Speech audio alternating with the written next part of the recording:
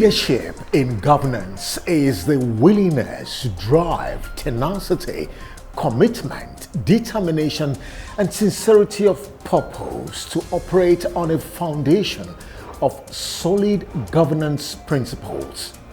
These essential attributes have played out at various leadership capacity at the federal ministries, their agencies, and parastatals.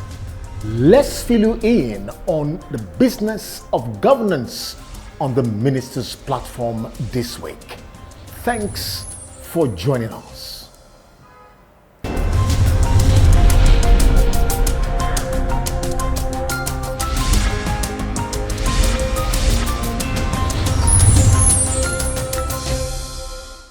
Latest news reports across federal ministries, agencies, and parastatals surface week in, week out. Let's keep you updated on ministry news.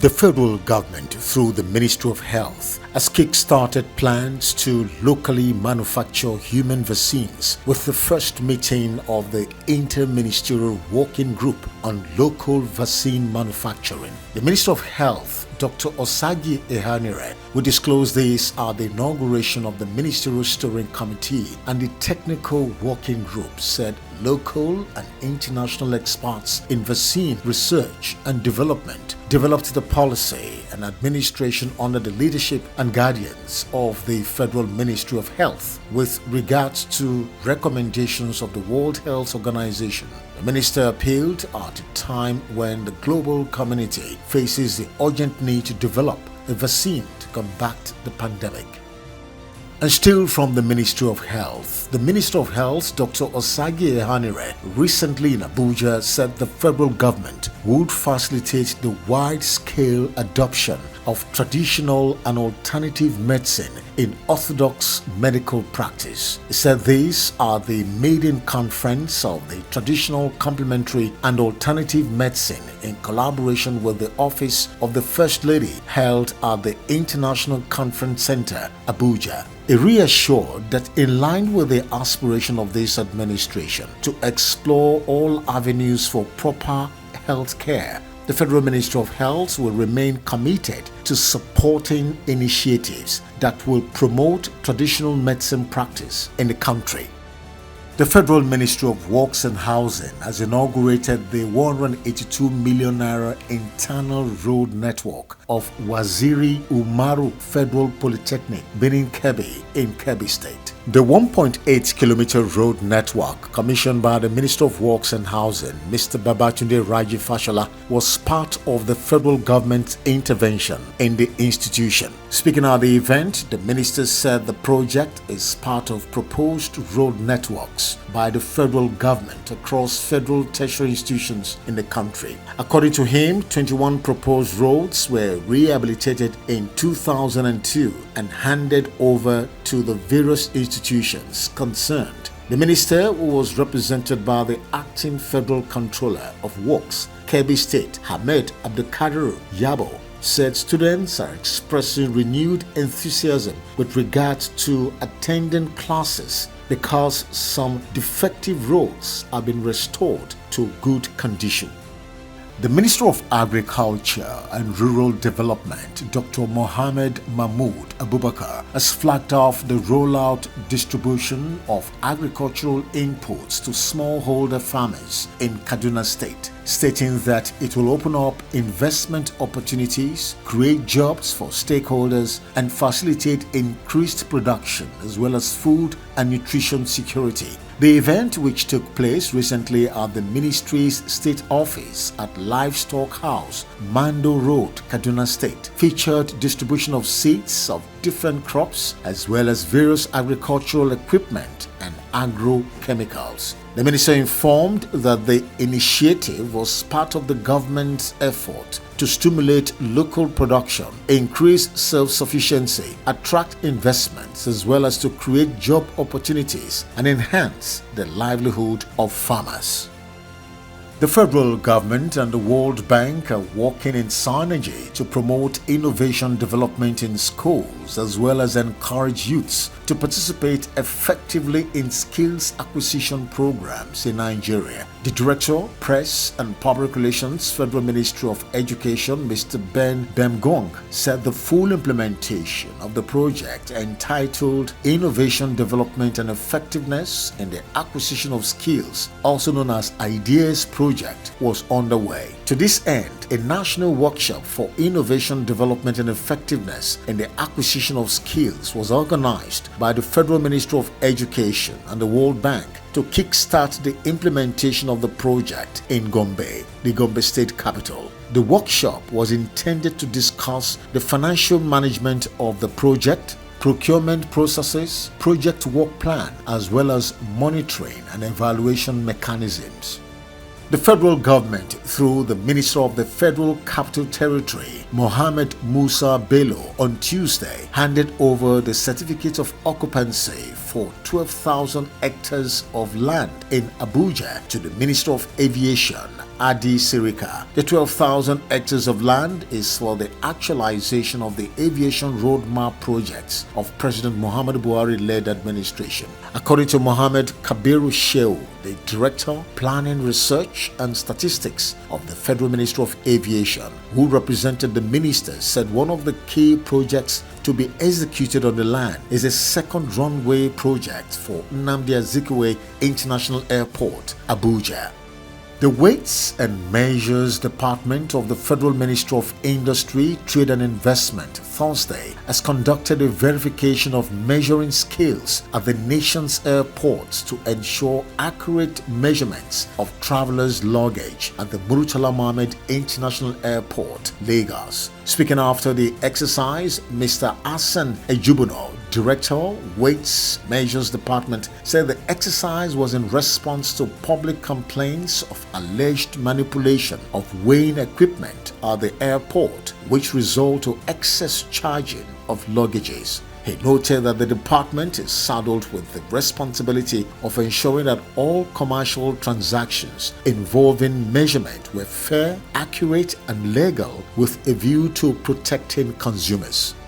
The federal government says Nigeria Air, the country's proposed national carrier, has received the Air Transport License (ATL) to commence operation. The Federal Ministry of Aviation said this on Monday in a tweet via its official Twitter page. The development comes 4 years after the national carrier was unveiled by the Minister of Aviation, Adi Sirika. And finally, on ministry news, the federal government, through the Ministry of Interior, has declared Monday, June the 13th, as a public holiday in commemoration of Nigeria's Democracy Day, which comes up on June 12. The Minister of Interior, Ogbeni Rauf Aregbesola, made this known in a statement signed by the Permanent Secretary of the Ministry, Dr. Emil Shuaib Belgore, on Thursday. He congratulated Nigerians and urged all citizens to support the present administration in its efforts at ensuring a secured, united, and prosperous nation.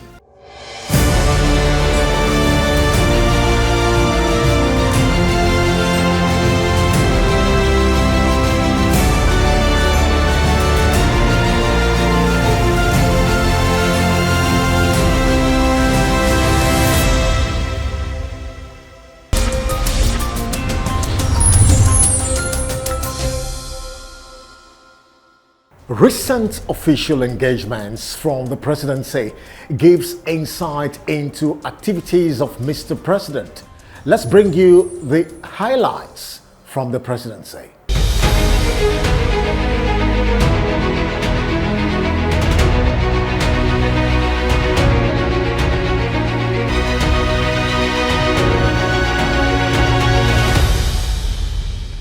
As part of activities to mark June 12 Democracy Day, President Muhammadu Buhari will be addressing the nation via a live broadcast at 7 a.m. on Sunday. The Minister of Information, Alhaji Lai Mohammed, will disclose this during a press briefing at Radio House in Abuja, noted that activities lined up include a public lecture at the National Mosque on Friday and Jumat prayers on the same date and venue, followed by the President's address and a church service at the National Christian Center at 3 p.m. on Sunday, with a Democracy Day parade at the Eagle Square in Abuja on Monday morning.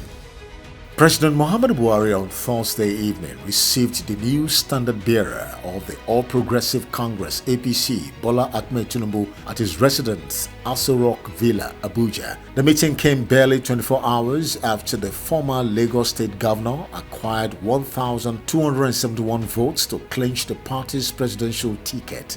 Earlier, the president had made an appeal in a letter through the chairman of the Progressive Governors Forum, Governor Abubakar Bagudu of Kebbi State, to rally round Tinubu to ensure victory in the next year's election. The APC flag bearer was accompanied by the Lagos State Governor, Mr. Babajide Sanwo-Olu. He promised the entire country and the world that he will build a legacy of transparency and consistency, legacy of level playing ground for all the candidates.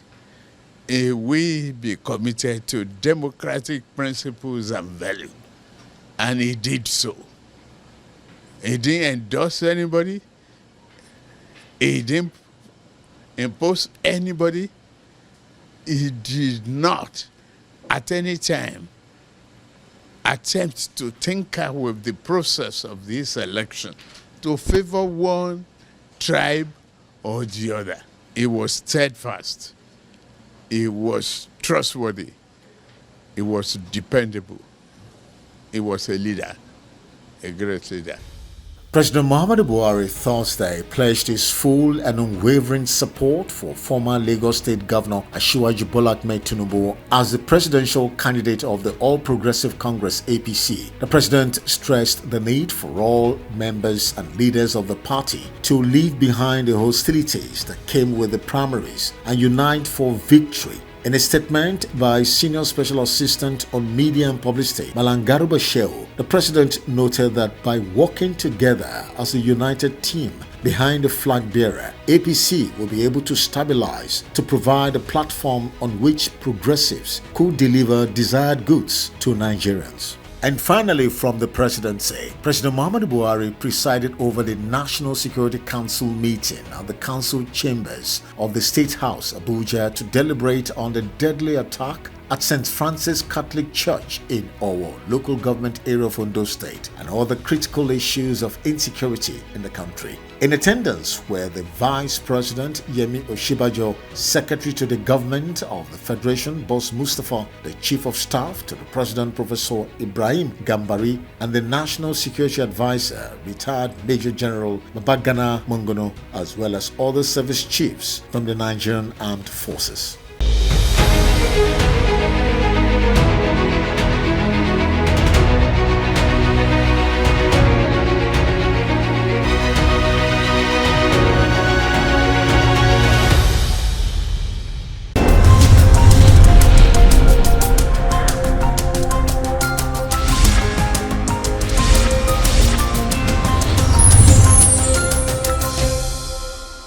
The just concluded APC National Convention in Abuja, with the emergence of Asiwaju Bola Ahmed Tinubu as the flag bearer for the APC, is an event Nigerians will never forget in a hurry. Let's share with you the thought-provoking acceptance speech of the man of the moment.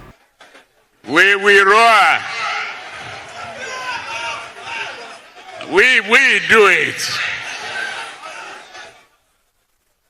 We tell Poverty Development Party. They call themselves PDP. 16 years of misery, 16 years of wastefulness, 16 years of failures, 16 years forgetting about our children today and tomorrow. We said, step aside, be buried, cry, and leave the way for us. We will repair our country and we bring it back as strong and the best nation for our children.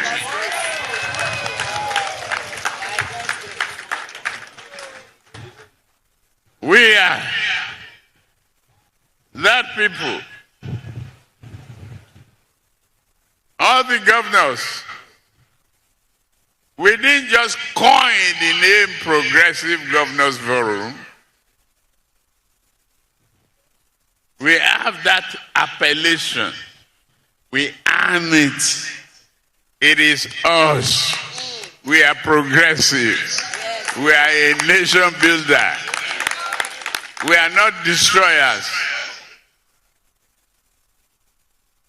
We are confident, courageous that this nation is back on track.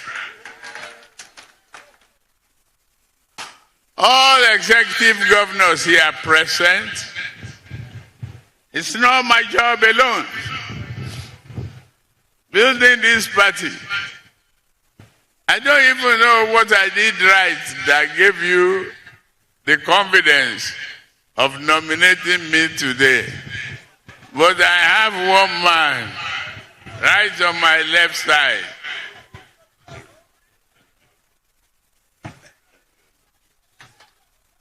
Atiku Bagudu of Kebbi State, a senator experienced in legislation and the administration, and he took over. And ever since, yes, intruders, killers, they have been worrying us, but full circle, we will worry and eliminate them.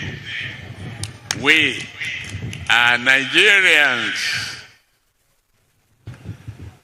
We are sure no animal in the darkness of the night, no intruders, no destroyers can bring Nigeria backwards. Forward, we are moving. I must thank our men and women in uniform, those who make sacrifices of their life, left family behind, and continue to fight for the survival of this country. Be assured, it is the beginning of that time now.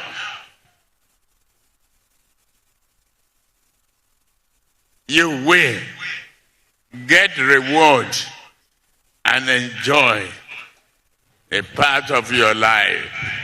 You won't sacrifice for nothing. Today, I have my beautiful wife by my side.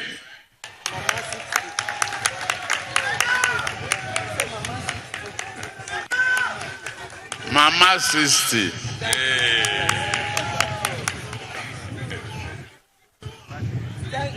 I thank her for sleepless nights and the time she had to endure loneliness. But I always say, I choose politics over fine accountancy work papers. And it is only through this channel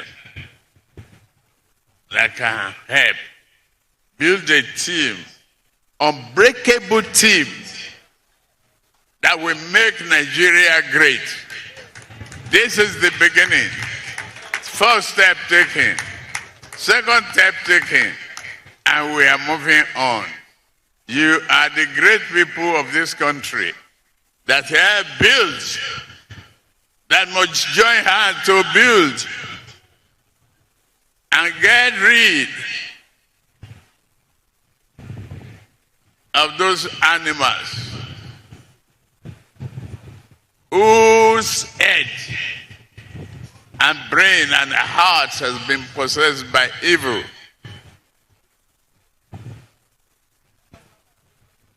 Mr. President, I'm sorry that I'm keeping you waiting too long since yesterday. But this is the time to take a revenge. You have taken me too long too sometime.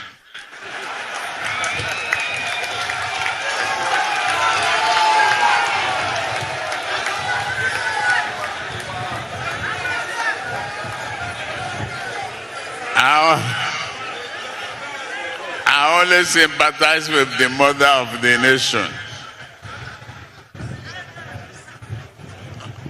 Whatever punishment Mr. President had this afternoon, we ask for it together when we say vote for APC. So you all, take this opportunity to tell Nigerians that we are not the barbaric, blind human beings they think we are. They are setting us against each other. When you were born, you didn't hear from the womb whether you be a male or a female, whether you be a Christian or a Muslim. You were born into your parents and adopted their religion, and you continue. Yes, the faith is in the mind. The Bible taught us to be together, to love your neighbor.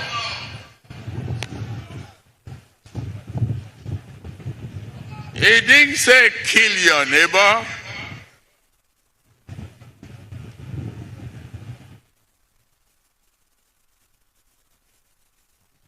Love your neighbor as if that love yourself.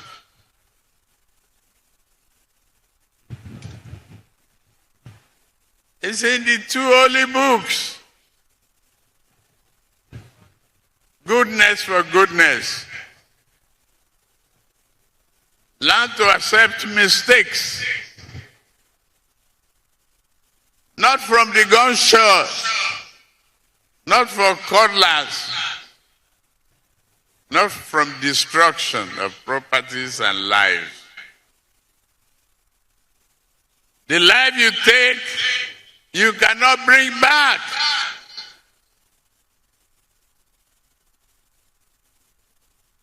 The hate you spew cannot cure your hunger. We just need to love one another, build a new society, learn to teach a new way of life, not digging dead canals. We are all human beings that must live together. No one religion can eliminate the other.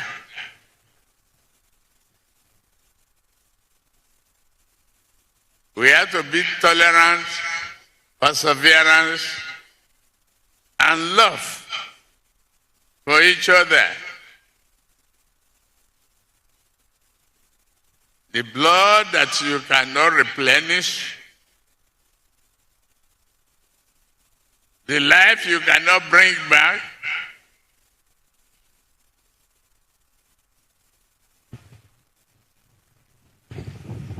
if you don't even feel guilty, the heart of the mother will definitely haunt you, and you will not live in peace. You create agony, you get agony. You hate, you get hate back. That's what we must carry from this stadium. We say progress. Progress is not about killing one another.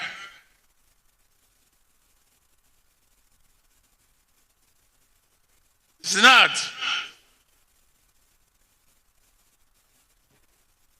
Love is about embracing one another. If I disagree with you on one matter today, tomorrow we might agree and build a nation.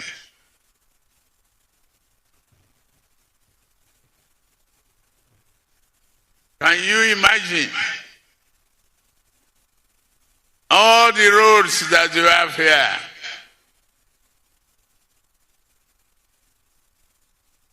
Some of them are warning out. Remember, you get out of here now, you see some fine cars, not made in Nigeria. Are you not ashamed? Let us be ashamed of ourselves, our failure. Accept our own failure. We drive the car. We cannot even make the brake pad.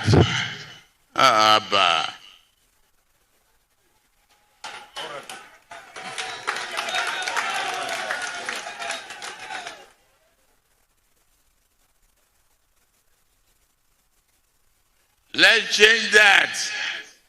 Let's be determined that it is only our hand, our brain, our vision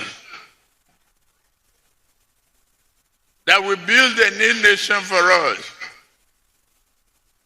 Before the new nation give the golden egg, you must sweat, and you will sweat.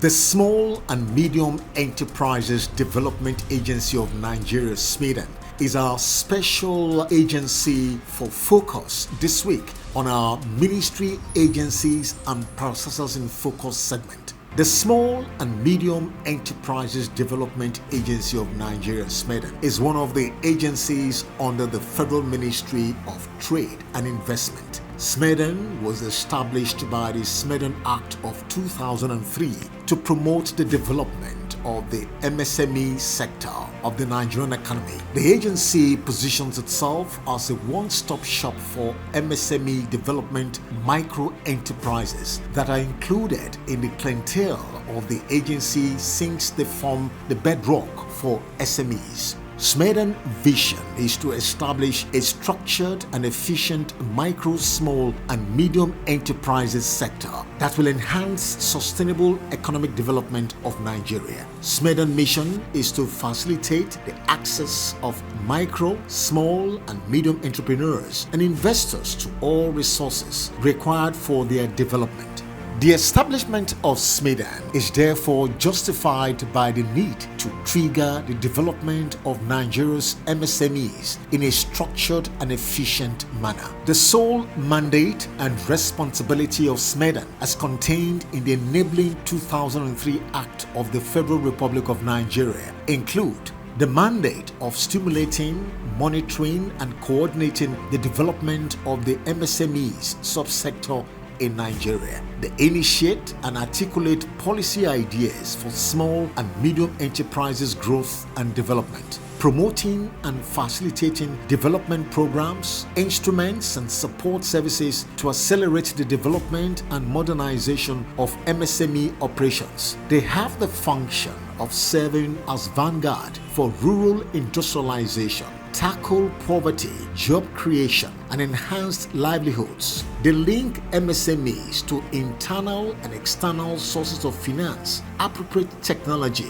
technical skills, as well as to large enterprises. SMEDAN also promotes and provides access to industrial infrastructures such as layouts, incubators, industrial parks, intermediating between MSMEs and government, and finally working in contact with other institutions in both public and private sector to create a good enabling environment of businesses in general and MSME activities in particular.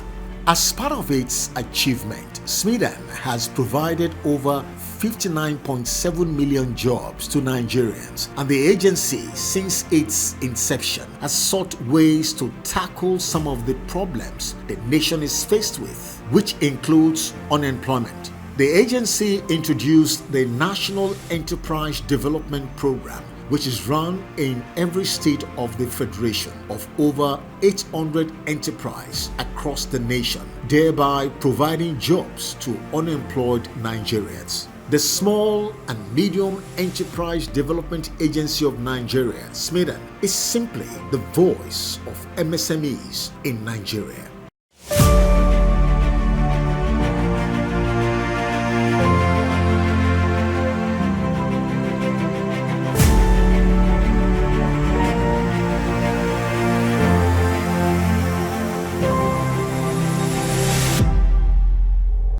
The fact that there are no strict laws that governs or guides tenants. For like 2 years now, and I have not seen one person ask me to pay 1 year. Yeah. I like this city because of the job opportunities. It's unfortunate that at this time in our country we are still experiencing this kind of killings, senseless killings, unprovoked killings. I think for the government, there are a lot they can do. Security is something that every government should. Government have to unravel who are the people behind these killings, these senseless killings. It's unfortunate we have a situation where there are, people are alleging the killing have some tribal colorations, religious coloration.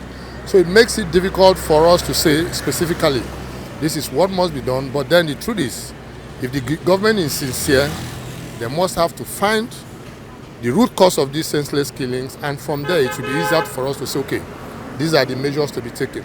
Let's look at the police architecture. The people in the police, are they being paid well? Are they being motivated to do their work? If no, then let's start from there. And then, security is supposed to be everybody's business. In our own neighborhood, if we see something that is unusual, then we must have to raise alarm. And one other problem is, if we hear something happening, yes, it's happening in Owo, and every one of us are careless and then feeling as if it is just in Owo. What are we doing to make sure such occurrence does not also happen where we are presently? What happened in Owo, in Ondo State, has been happening in the northern part of the country before, and the government are not really doing anything concerning this. What I think they can do is that the federal government should try to talk to the security department of this country, like the army, police, and other things. They should come together and team up and look at what they can do to find the lasting solution for the problem. I feel very like the government is not doing enough in terms of security. They should have stopped the killings. They should have deployed security forces to those places that actions takes place in that regard. It's a sad thing. I'm visiting Nigeria actually. I don't live here, and I feel very unsafe when I saw that happen on Sunday. you know, and for the outside world, it's a very bad representation for our country. You know, Nigeria needs to get its act together. The government needs to do things to make sure that the country can progress economically. But we need security first. We need electricity. We need good roads. The roads are bad. There might be political undertones. We do not know. We can only conjecture, and think what might be the cause. But the fact is that some people are intent in doing harms. To start with, I think I would like to commiserate with the Ondo and the entire nation of Nigeria. The only thing we can do is to pray to God, because like somebody said on national TV this morning, that he is looking at this thing is between, they want to turn it to religious disease. No. We should not forget about when they bombed mosque at Abuja, they bombed at most city in Kano. But let's just pray and hope that God will help us. I cannot call this a religious war because it's not the first time this will be happening in Nigeria.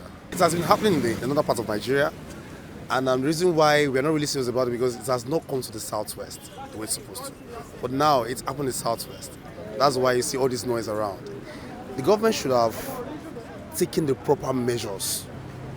You know, it's time everybody we stop deceiving ourselves. The truth is the government, they are not doing the right thing. They know where these people are. They know their sponsors. What are they doing about them? Now look at it. It has come to southwest. Ondo for that matter. A peaceful land. Now, sir, do we know where next? With the look of things, I believe the federal government needs to improve on the security. That's number one. Because if you look at the security challenges in Nigeria as of today, it's unbearable, and it's nothing to write home about. I'm mainly looking at the challenge.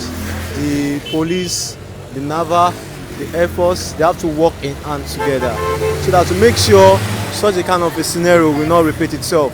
Because we're looking at that scenario, entering a church, people that went for service, it looks as if probably doesn't mean they cannot serve God any longer.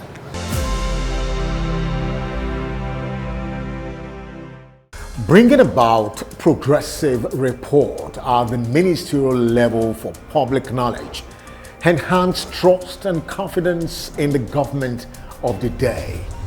That's our mandate on the Minister's Platform. Let's talk governance again on the Minister's Platform next week. Thanks for watching.